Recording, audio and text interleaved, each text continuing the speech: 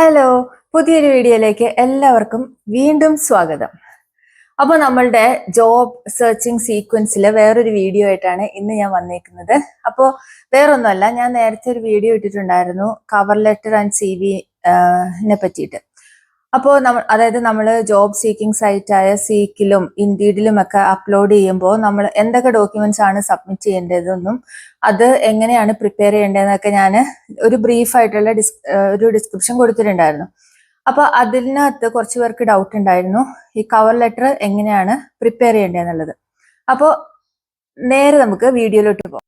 അപ്പൊ നിങ്ങൾക്കറിയാം നമ്മൾ കവർ ലെറ്റർ അപ്ലോഡ് ചെയ്യുന്നത് ഒരു A4 സൈസ് പേപ്പറിലാണ് എന്നുള്ളത്. അപ്പോൾ അതൊരു ഒഫീഷ്യൽ ആയിട്ടുള്ള ഒരു ഡോക്യുമെന്റ് ആണ്. അപ്പൊ അതിൻ്റെതായിട്ടുള്ള ഫോമാറ്റിൽ നമ്മൾ മെയിൻറ്റെയിൻ ചെയ്യാനായിട്ട് ആദ്യം തന്നെ ശ്രദ്ധിക്കണം. അതായത് നമ്മൾ സെലക്ട് ചെയ്യുന്ന ഫോണ്ട്, ആ ഫോണ്ടിന്റെ സൈസ്, ഇതൊക്കെ ഭയങ്കര ഇമ്പോർട്ടന്റ് ആണ്. അപ്പൊ ഞാൻ ചെയ്തിട്ടുണ്ടായിരുന്നത് ന്യൂ റോമൻ ആണ്. ന്യൂ റോമൻ ഫോണ്ട് ആണ് സെലക്ട് ചെയ്തത്. Font size may be 10 to 12, അതാണ് ആ ഒരു 12 ആയിരിക്കും ആപ്റ്റ് ആയിട്ടുണ്ടാവുക. അപ്പൊ 12 സെലക്ട് ചെയ്യുക ഫോണ്ട് സൈസ്. ഈ രണ്ട് കാര്യങ്ങൾ വളരെ ഇമ്പോർട്ടന്റ് ആണ്. കാരണം നമ്മൾ ഒഫീഷ്യലി ഒരു ഡോക്യുമെന്റ് പ്രിപ്പയർ ചെയ്യാൻ പോവാണ്. അതിപ്പോ CV-യുടെ കാര്യത്തിലാണേലും നമ്മൾ ഇത് കീപ്പ് ചെയ്യാനായിട്ട് നോക്കുക. ഈ ഫോണ്ട് ഏത് ഫോണ്ടാണ് സെലക്ട് ചെയ്യുന്നത് എന്നുള്ളതും ആ ഫോണ്ടിന്റെ സൈസും. പിന്നെ ആ വീഡിയോയിൽ ഞാൻ പറഞ്ഞിട്ടുണ്ടായിരുന്നു നമ്മൾ ഓരോ വേക്കൻസിക്കും അപ്ലൈ ചെയ്യുമ്പോൾ നമ്മൾ സെപ്പറേറ്റ് ആയിട്ട് അതൊന്ന് എഡിറ്റ് ചെയ്തിട്ട് പുതിയ കവർ ലെറ്റർ ഉണ്ടാക്കുക എന്നുള്ളത്.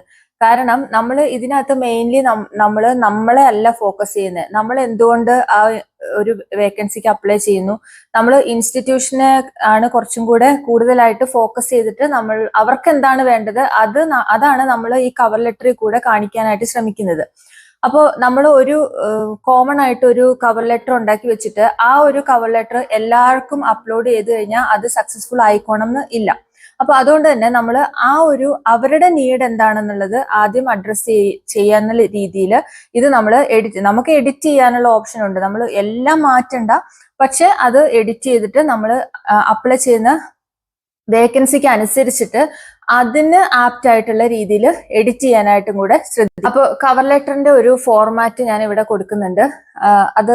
അതും കൂടെ നിങ്ങൾ ഇതിന്റെ കൂടെ ഒന്ന് റെഫർ ചെയ്ത് പോവാ. അതായത് പിന്നെ നമ്മൾ എഴുതേണ്ടത് നമ്മൾ സ്റ്റാർട്ട് ചെയ്യുന്നത് നമ്മുടെ ഡേറ്റ് വെച്ചിട്ടാണ്. ഡേറ്റും പ്ലേസും വെക്കുക. അത് ലെഫ്റ്റ് ഹാൻഡ് സൈഡിൽ വെക്കാം. അതുപോലെ തന്നെ റൈറ്റ് ഹാൻഡ് സൈഡിൽ നമ്മളുടെ ഡീറ്റെയിൽസ് കൊടുക്കുക. ഡീറ്റെയിൽസ് എന്ന് പറഞ്ഞു കഴിഞ്ഞാൽ ഒരുപാട് ഡീറ്റെയിൽസ് ഒന്നും അവിടെ കൊടുക്കേണ്ട ആവശ്യമില്ല. നമ്മളുടെ പേര് കൊടുക്കുക, നമ്മൾ ഏത് പൊസിഷനാണ് അപ്ലൈ ചെയ്യുന്നതെന്ന് കൊടുക്കുക. അതായത് ഇപ്പം രജിസ്റ്റേർഡ് നഴ്സ്, ക്രിട്ടിക്കൽ കെയർ അല്ലെങ്കിൽ ICU അങ്ങനെ കൊടുക്കുക. അതിന്റെ താഴേക്ക് നമുക്ക് വേണമെങ്കിൽ നമ്മുടെ കോൺടാക്ട് ഡീറ്റെയിൽസ് വെക്കാം. അതായത് നമ്മുടെ ഫോൺ നമ്പറും നമ്മുടെ ഇമെയിൽ ID, അത്രയും മതി. അത്രയും മാത്രം ആ ഒരു റൈറ്റ് ഹാൻഡ് സൈഡിൽ കൊടുക്കുക. ലെഫ്റ്റ് ഹാൻഡ് സൈഡിൽ മുകളിൽ ഡേറ്റും താഴെ ഒരു പ്ലേസും കൊടുക്കുക. അതായത് ഇത് ഞാൻ ചെയ്തൊരു ഫോർമാറ്റ് ആണ്. ഇത് നിങ്ങൾക്ക് മാറ്റി ചെയ്യണേനും കുഴപ്പമൊന്നുമില്ല കേട്ടോ. അപ്പൊ ലാസ്റ്റ് നമുക്ക് വേണമെങ്കിൽ കോൺടാക്ട് ഡീറ്റെയിൽസ് വെച്ചിട്ട് ചെയ്യാം. ഇത് ഞാൻ ചെയ്തൊരു ഫോർമാറ്റ് ആണ്. ഞാൻ ഇതാണ് അപ്ലോഡ് ചെയ്തിട്ടുണ്ടായിരുന്നത് എന്റെ ജോബ് വേക്കൻസി ഞാൻ അപ്ലൈ ചെയ്തപ്പോഴെല്ലാം. അപ്പം പിന്നെ നമ്മൾ ചെയ്യേണ്ടത്, നമ്മൾ ആർക്കാണോ കൊടുക്കുന്നത്, ആർക്കാണോ നമ്മൾ അപ്ലൈ ചെയ്യുന്നത്, അപ്പൊ നമുക്ക് അറിയില്ല നമ്മൾ ഏത് എന്താ പറയാ അവിടുത്തെ ഹയറിംഗ് മാനേജർ. അപ്പം ഡിയർ ഹയറിംഗ് മാനേജർ എന്ന് വെക്കാം. അതുപോലെ തന്നെ ഇപ്പൊ നമുക്ക് ഒരുപാട് ഓപ്ഷൻസ് ഉണ്ട്. നമ്മൾ എങ്ങോട്ടാണ് അപ്ലൈ ചെയ്യുന്നത് എന്നുള്ളത് നേരെ നമുക്ക് ഗൂഗിളിൽ സെർച്ച് ചെയ്തിട്ട് അവരുടെ അഡ്രസ്സ് എടുക്കാനായിട്ട് പറ്റും. അതല്ല എന്നുണ്ടെങ്കിൽ നമുക്ക് അവരെ കോൺടാക്ട് ചെയ്യാനുള്ള ഓപ്ഷൻസ് ഉണ്ട്. അപ്പൊ നമുക്ക് അഡ്രസ്സ് അറിയുമെന്നുണ്ടെങ്കിൽ, അല്ലെങ്കിൽ ആരാണ് ഹയറിംഗ് മാനേജർ എന്ന് അറിയാമെന്നുണ്ടെങ്കിൽ അവരുടെ പേര് വെച്ച് ഫുൾ അഡ്രസ്സ് വെച്ചിട്ട് നമ്മൾ വെക്കുന്നതും നല്ലതായിരിക്കും. അതൊന്നും ഇല്ലാന്നുണ്ടെങ്കിൽ നമുക്ക് ജസ്റ്റ് ഡിയർ ഹയറിംഗ് മാനേജർ എന്ന് വെച്ചിട്ട് ഈ ഒരു രീതിയിലും ചെയ്യാനായിട്ട് പറ്റും. അപ്പൊ ഇപ്പൊ ഞാനിവിടെ പ്രത്യേകിച്ച് ഒരു അഡ്രസ് ഒന്നും കൊടുത്തിട്ടില്ല. കാരണം ഞാൻ ജസ്റ്റ് ഒരു എക്സാമ്പിൾ കാണിച്ചു തരുന്നേ ഉള്ളൂ കേട്ടോ. അപ്പൊ ഞാൻ മെൻഷൻ ചെയ്തിട്ടുണ്ടായിരുന്നു ഈ കവർ ലെറ്റർ നമുക്കൊരു 3 അല്ലെങ്കിൽ 4 പാരഗ്രാഫ് ആയിട്ട് തിരിച്ചിട്ട് എഴുതാൻ പറ്റുമെന്ന്. അപ്പൊ അതിന്റെ ഫസ്റ്റ് പാരഗ്രാഫിൽ നമ്മൾ എഴുതാൻ പോകുന്നത് നമ്മൾ എന്തുകൊണ്ടാണ് ഈ പൊസിഷനിൽ, അതായത് ഇപ്പൊ നമുക്ക് ഞാൻ ഇവിടെ കൊടുത്തേക്കുന്ന പോലെ നമുക്ക് എഴുതാൻ പറ്റും നമ്മൾ എന്തുകൊണ്ടാണ് ഈ ഒരു പൊസിഷൻ അപ്ലൈ ചെയ്യുന്നതെന്നുള്ള ഒരു 2-3 സെന്റൻസിൽ അത് ചുരുക്കിയിട്ട് അത് എഴുതുക.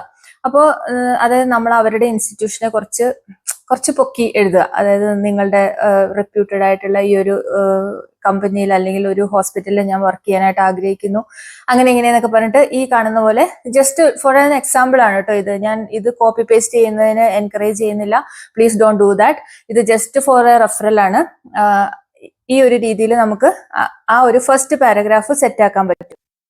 അപ്പോൾ അതിൽ നമ്മൾ അവരുടെ ഇൻസ്റ്റിറ്റ്യൂഷനെ പൊക്കി പറയുന്നതിന്റെ കൂട്ടത്തിൽ തന്നെ നമുക്ക് നമ്മളെ തന്നെയും ഒന്ന് സ്വയമായിട്ട് പൊക്കാം. കാരണം നമുക്ക് പറയാം, ഞാൻ ഇതുപോലെ ഇത്ര വർഷമായിട്ട് ഞാൻ ഇന്ന ഏരിയയിൽ വർക്ക് ചെയ്യുന്നു, എനിക്ക് ഇന്ന കാര്യങ്ങളൊക്കെ അറിയാം എന്നൊക്കെയുള്ള രീതിയിൽ നമ്മളത് ഒരു സ്പെസിഫൈ ചെയ്തിട്ട് പറയുക. അതായത് ചുമ്മാ വാരി വലിച്ചെഴുതാതെ, നിങ്ങൾക്ക് മനസ്സിലാവുന്നുണ്ടെന്ന് വിചാരിക്കുന്നു, നമുക്ക് എത്രത്തോളം കൺസൈസ് ചെയ്യാൻ പറ്റുമോ അത്രത്തോളം കൺസൈസ് ചെയ്തിട്ട് നല്ല വേർഡ്സും സെന്റൻസുകളും ഒക്കെ യൂസ് ചെയ്തിട്ട് നമ്മൾ ആ ഒരു പാരഗ്രാഫിനെ നല്ല ബ്യൂട്ടിഫുൾ ആയിട്ട് അവതരിപ്പിക്കുക. പിന്നെ സെക്കൻഡ് പാരഗ്രാഫ് വരുമ്പോൾ ആ സെക്കൻഡ് പാരഗ്രാഫിൽ നമുക്ക് നമ്മുടെ ക്വാളിഫിക്കേഷനെ പറ്റിയിട്ട് എഴുതാം. അതായത് നമ്മൾ ഏത് കോഴ്സാണ് പഠിച്ചത്. ഫോർ എക്സാമ്പിൾ ഇപ്പോൾ ബാച്ചിലർ ഓഫ് നഴ്സിംഗ് ഡിഗ്രിയാണ് പഠിച്ചത്, അല്ലെങ്കിൽ നമ്മൾ എന്താണ് നമ്മൾ പഠിച്ചത്, അതിന് കൂടെ നമുക്ക് എന്തെങ്കിലും അഡീഷണൽ ക്വാളിഫിക്കേഷൻസ് ഉണ്ടെങ്കിൽ അതും കൂടെ അതിനകത്തേക്ക് ആഡ് ചെയ്യുക. ഇപ്പൊ നമ്മൾ UK ICU കോഴ്സും കാര്യങ്ങളും ഒക്കെ ചെയ്യുമ്പോൾ അതൊക്കെ ഒരു പ്ലസ് പോയിന്റ് ആയിട്ട് നമുക്ക് ഈ ഒരു പാരഗ്രാഫിൽ ആഡ് ചെയ്യാൻ പറ്റും. അപ്പോൾ അത് നമ്മൾ മെഷറബിൾ ആക്കുക. അതായത് നമ്മൾ അതിനകത്തൊരു ടൈം പീരീഡും കൂടെ കൊടുക്കുക. അതായത് നമ്മൾ ഇന്ന ഇയറിൽ ഇന്ന കോഴ്സ് പാസ്സായി, അത് കഴിഞ്ഞിട്ട് ഇന്ന ഇയറിൽ ഇന്ന കോഴ്സ് പാസ്സായി. അപ്പൊ അവർക്ക് കറക്റ്റ് ആയിട്ട് അതിനകത്ത് നമ്മളുടെ ആ ഒരു ഔട്ട്ലൈൻ അവിടുന്ന് തന്നെ കിട്ടുവാണ്. പിന്നെ അവർ പോയിട്ട് നമ്മുടെ ബയോഡാറ്റ ചെക്ക് ചെയ്യാനായിട്ട് നിൽക്കേണ്ട ആവശ്യമില്ല. ആസ് എൻ എംപ്ലോയർ അവർ നോക്കുമ്പോൾ അവർക്ക് വേണ്ട എല്ലാ കാര്യങ്ങളും ഈ ഒരു കവർ ലെറ്ററിൽ തന്നെ ഇൻക്ലൂഡ് ആയിട്ടുണ്ട് എന്നുള്ളതാണ് നമ്മൾ ഈ ഒരു പാരഗ്രാഫിൽ ഉദ്ദേശിക്കുന്നത്. അതിന്റെ കൂടെ തന്നെ നമുക്ക് ചെയ്യാൻ പറ്റുന്നതാണ് നമ്മുടെ വർക്ക് എക്സ്പീരിയൻസ്. അതായത് അത് എലാബറേറ്റ് ചെയ്ത് ഇപ്പൊ ഡേറ്റ് ബൈ ഡേറ്റ് ഒന്നും അതിൽ കൊടുക്കേണ്ട ആവശ്യമില്ല. നമ്മൾ ഇന്ന കൺട്രിയിൽ വർക്ക് ചെയ്തിട്ടുണ്ട്, അതായത് നമ്മുടെ കോഴ്സ് കഴിഞ്ഞിട്ട് നമ്മൾ ഇന്ന കൺട്രിയിൽ ഇന്ന ഡിപ്പാർട്ട്മെന്റിൽ വർക്ക് ചെയ്തിട്ടുണ്ട്, ടോട്ടൽ ഇയേഴ്സ് ഓഫ് എക്സ്പീരിയൻസ് അവിടെ കൊടുക്കാനായിട്ട് പറ്റും. അപ്പൊ അതുപോലെ തന്നെ നമ്മൾ പ്രത്യേകിച്ച് എന്തെങ്കിലും സ്പെഷ്യലൈസ്ഡ് കേസുകൾ എടുത്തിട്ടുണ്ടെങ്കിൽ, ഇപ്പം ICUലൊക്കെ ആണെങ്കിൽ എനിക്ക് തോന്നുന്നു നമുക്ക് CRRT, PICO സ്റ്റഡീസ്, ഇതൊക്കെ എല്ലാവരും ചെയ്യുന്ന ഒരു കാര്യമല്ല, അത് എല്ലാ ഹോസ്പിറ്റലും ഉള്ള ഒരു കാര്യമല്ല. അപ്പൊ നിങ്ങളുടെ ടെർഷ്യറി കെയർ റെഫറൽ സെന്റർ ആണോ എന്നുള്ളതൊക്കെ കൊടുക്കുക. ട്രോമ കെയർ സെന്റർ ആണെങ്കിൽ അത് കൊടുക്കുക. കാരണം അതൊക്കെ കുറച്ചും കൂടെ ഡിമാൻഡ് ഉള്ള ഒരു സ്കിൽസ് ആയിട്ടാണ് എനിക്ക് തോന്നിയിരിക്കുന്നത്. അതുപോലെ കാർഡിയോ തൊറാസിക് സർജറീസ്, ഇതൊക്കെ നമുക്ക് കുറച്ചും കൂടെ സ്കിൽസ് ആവശ്യമുള്ള ഒരു ഏരിയാസ് ആണ്. അപ്പൊ അങ്ങനെയുള്ള ഹൈലൈറ്റ് ചെയ്യാൻ പറ്റുന്ന കാര്യങ്ങളൊക്കെ ഉണ്ടെന്നുണ്ടെങ്കിൽ അതും കൂടെ ആ ഒരു പാരഗ്രാഫിൽ നമുക്ക് ഹൈലൈറ്റ് ചെയ്ത് കഴിയുമ്പോൾ നമുക്ക് നമ്മളുടെ പേഴ്സണൽ എന്താ പറയാ പോസിറ്റീവ്സ് അവിടെ കൊടുക്കാനായിട്ട് പറ്റും. ഇപ്പൊ ഞാൻ ഈ പാരഗ്രാഫിൽ കൊടുത്തേക്കുന്നത് പോലെ നമുക്ക് മൾട്ടിപ്പിൾ പേഷ്യൻസിനെ അറ്റ് എ ടൈം മാനേജ് ചെയ്യാൻ പറ്റും.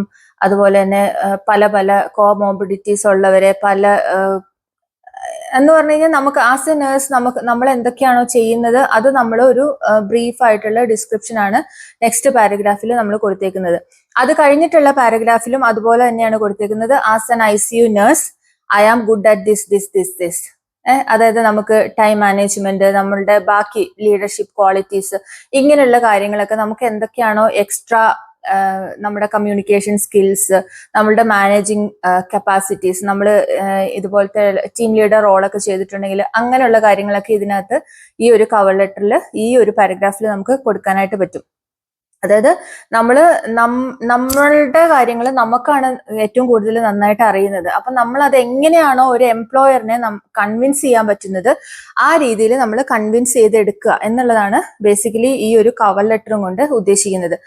അതിന് പകരം നമ്മൾ വെറുതെ വാരി വലിച്ചിട്ട് ആവശ്യമില്ലാത്ത കാര്യങ്ങളൊക്കെ എഴുതുമ്പം അത് അത്ര ഇംപ്രസീവ് ആയിട്ട് അവർക്ക് തോന്നിക്കോണമെന്നില്ല. അതുപോലെ തന്നെ നമ്മൾ വേറൊരാളുടെ കോപ്പി പേസ്റ്റ് ചെയ്ത് വെക്കുമ്പോഴും ഇതാണ് പ്രശ്നം. ഒരുപക്ഷെ അവര് ചെയ്തിട്ടുള്ള കേസുകളായിരിക്കത്തില്ല നമ്മൾ ഹാൻഡിൽ ചെയ്തിട്ടുള്ളത്. അതുകൊണ്ടാണ് ഞാൻ പറഞ്ഞത് ഇതൊരിക്കലും നിങ്ങൾ കോപ്പി പേസ്റ്റ് ചെയ്യരുത്. ഇതിങ്ങനെ ഞാൻ ജസ്റ്റ് ഒരു റെഫറൻസിന് വേണ്ടിയിട്ട് ഇവിടെ കൊടുക്കുന്നു എന്ന് മാത്രമേ ഉള്ളൂ. ആരും ഇത് കോപ്പി പേസ്റ്റ് ചെയ്തുകൊണ്ട് പോകരുത് കേട്ടോ. പിന്നെ ലാസ്റ്റിൽ വരുന്ന പാരഗ്രാഫിൽ നമുക്ക് കൊടുക്കാൻ പറ്റും, നിങ്ങൾ എന്നെ ഹയർ ചെയ്യുകയാണെങ്കിൽ ഞാൻ ഇന്ന പോലെയൊക്കെ എനിക്ക് ചെയ്യാൻ പറ്റുന്നുണ്ടാവും, ഇവിടെ കൊടുത്തേക്കുന്ന പോലെ. അപ്പൊ അവർക്ക് തോന്നും ഓക്കെ ഈ പേഴ്സണെ നമ്മൾ ഇന്റർവ്യൂവിന് വിളിക്കണം. അപ്പോൾ നമുക്ക് പിന്നെ അതിന്റെ ലാസ്റ്റ് സെന്റൻസ് ആയിട്ട് കൊടുക്കാം, ഫർദർ ഇനി ഡിസ്കഷൻ വേണമെന്നുണ്ടെങ്കിൽ I am happy to have it in that interview, അങ്ങനെയൊക്കെയുള്ള രീതിയിൽ കൊടുക്കാം. അപ്പൊ ഞാനിവിടെ കൊടുത്തേക്കുന്നത് I look forward to discussing my qualification further in an interview. അങ്ങനെയാണ് ഞാൻ ലാസ്റ്റ് സെന്റൻസ് ആയിട്ട് കൊടുത്തേക്കുന്നത്. അപ്പൊ നമ്മളെ അവർക്ക് ഇന്റർവ്യൂവിന് വിളിക്കണം എന്നുണ്ടെങ്കിൽ ഇപ്പോഴത്തെ മെയിൻ പ്രശ്നം എന്താണെന്ന് വെച്ച് കഴിഞ്ഞാൽ ഇന്റർവ്യൂവിന് സെലക്ട് ആവുന്ന, ഇന്റർവ്യൂ കിട്ടുന്നില്ല എന്നുള്ളതാണല്ലോ. അപ്പൊ ആ ഒരു ഇന്റർവ്യൂ വരെ എത്തിക്കാനുള്ള ആ ഒരു കാര്യങ്ങളാണ് നമ്മൾ ഇപ്പൊ ഇവിടെ പറഞ്ഞുകൊണ്ടിരിക്കുന്നത്. അപ്പൊ എനിക്ക് തോന്നുന്നു അതിന്റെ ലാസ്റ്റിൽ പിന്നെ നമുക്ക് നമ്മളുടെ പേര്, നമുക്ക് സിഗ്നേച്ചറും കൊടുക്കാനായിട്ട് പറ്റും. അപ്പം അത്രേ ഉള്ളൂ. സിമ്പിൾ ആയിട്ടുള്ള ഒരു കവർ ലെറ്റർ നമ്മൾ ഇവിടെ റെഡിയാക്കി കഴിഞ്ഞിട്ടുണ്ട്. അപ്പോൾ ഇതിൽ പിന്നെ നമ്മൾ ശ്രദ്ധിക്കേണ്ട കാര്യങ്ങൾ, നമ്മളുടെ ആ ഒരു സെന്റൻസ്, നമ്മളുടെ ഗ്രാമർ, സ്പെല്ലിംഗ് മിസ്റ്റേക്സ് ഇതൊന്നും ഇല്ലാതെ തന്നെ നമ്മൾ സബ്മിറ്റ് ചെയ്യാനായിട്ട് നോക്കണം. അതുപോലെ ഒരു പ്രാവശ്യം ഉണ്ടാക്കിയ കവർ ലെറ്റർ എല്ലാവർക്കും അപ്ലോഡ് ചെയ്യാതിരിക്കാനായിട്ട് പ്രത്യേകം ശ്രദ്ധിക്കുക. നമ്മൾ ആ ജോബ് ക്രൈറ്റീരിയ അല്ലെങ്കിൽ നമ്മൾ ഏത് സ്പെഷ്യാലിറ്റിക്കാണോ അപ്ലോഡ് ചെയ്യുന്നത് അല്ലെങ്കിൽ അപ്ലൈ ചെയ്യുന്നത് അവരെ ഇൻട്രൊഡ്യൂസ് ചെയ്തുകൊണ്ടായിരിക്കണം നമ്മളുടെ കവർ ലെറ്റർ ഉണ്ടാവേണ്ടത്. അപ്പം ഇത്രയും കാര്യങ്ങളൊക്കെ നമ്മൾ ശ്രദ്ധിച്ചിട്ടുണ്ടെങ്കിൽ എനിക്ക് തോന്നുന്നു you will be called for an interview. അത്ര എനിക്ക് പറയാനുള്ളൂ. അപ്പോൾ ഇന്നത്തെ വീഡിയോ ഞാൻ വൈൻഡ് അപ്പ് ചെയ്യാണ്.